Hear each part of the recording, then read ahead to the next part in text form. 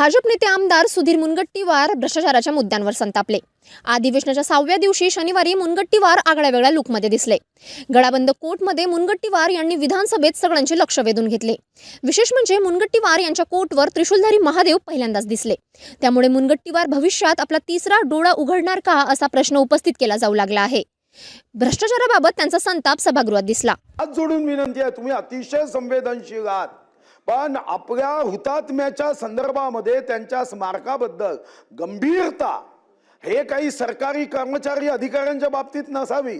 आम्ही लोकप्रतिनिधी, आमची संवेदनशीलता असावी। तुम्ही याची एक स्वतंत्र बैठक घ्या, 5-7 लोक निलंबित नाही, टर्मिनेट करू, आपण संविधानाच्या तरतुदीचा उपयोग करून टर्मिनेट करू। हे जी मुजोरी वाढताय ना अध्यक्ष महाराज, हे चांगलं नाही आहे। हे नवीन करप्शन मॅनेजमेंट, जे नवीन मॅनेजमेंट पैदा झालं आहे, जे IIM मध्ये पुढे शिकवावं लागेल, हे थांबवलं पाहिजे अध्यक्ष महाराज। आपल्याला विनंती आहे आणि खूप खूप धन्यवाद की तुम्ही बोलण्याची संधी दिली। ईश्वर तुमचं